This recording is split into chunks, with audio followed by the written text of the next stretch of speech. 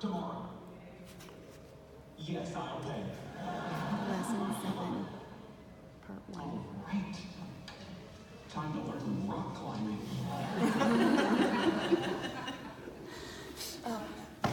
Okay. All right, after you show that, you may ask what they notice in terms of strategies that children use to start a friendship. Is this the lights? Yeah.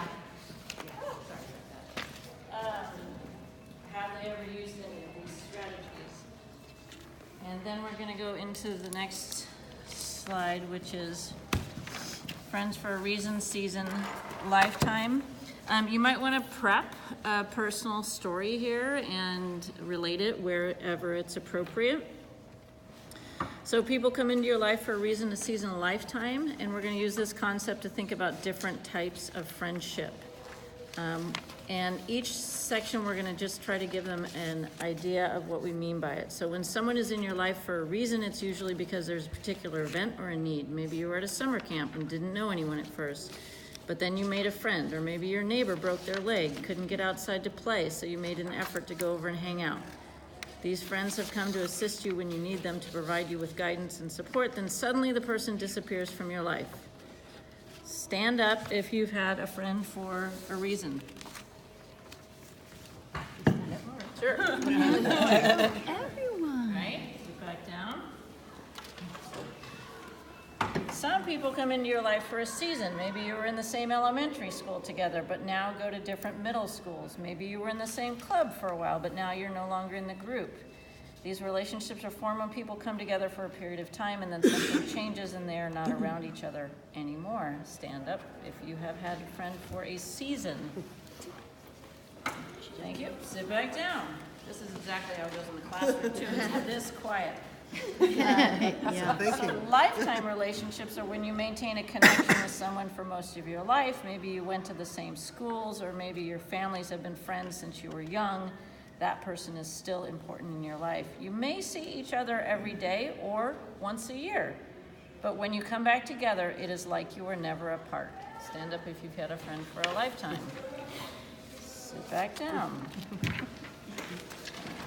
And do you expect that to go pretty much that quickly? It's supposed to be snappy through Yeah, these? it's supposed to be pretty snappy. Pretty snappy, Not okay. too talk, we want to 'Cause we're limit gonna the talk amount after of this. talking. Okay. All right, so now they're going to do a little something with each other. So page 4 now. So ask them to think about the people in their life over the years. A friend does not necessarily need to be a peer or of the same age, but could be anyone in your life that you had a friendship with. And this is up on the slide. I want you to think who, why, and how long. So you may have only a friend for a reason, a friend for a season, or a friend for a lifetime, or you might have all three. So who was this person? Why were they your friend for that reason, season, or lifetime? Meaning, what did you appreciate about them? Why were they important to you? And how long did that relationship last? And then on a piece of paper, they take a few minutes to just jot these things down. And then once they've jotted it down, turn to somebody and relate a story having to do with that friend for a reason, season, lifetime. Okay? And then you could, if you have time, you could ask them to, somebody could share out, if there's one in particular. Want to keep that snappy too. When people relate stories, of course, it's really exciting to talk about your own, on and on and on. So try and keep that brief. Did we already share our own as a presenter or not? As a presenter, you've shared where you feel it's appropriate in this section. All right, so one thing that has a large impact on becoming friends and staying friends is what we have in common, whether it's sense of humor, hobbies, or shared experiences. So let's do a quick activity to see how well you know each other. So this is the one that we came up with, and then the one Ginny did at the beginning, commonality twister, or changing it to the commonality knot with the ball of yarn could be used. Connection So this is just giving them a motion break letting them get to know each other a little bit. Maybe they'll form a friendship that they didn't know they had. So for this activity, I'm going to speak up just a little bit so we can keep going during the break. We organized it for you. So if you want to use this one, you can.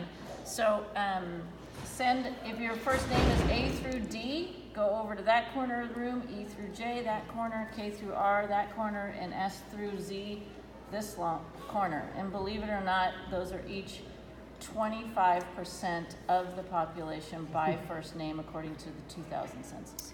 Nice. Researcher. Oh, Phoebe.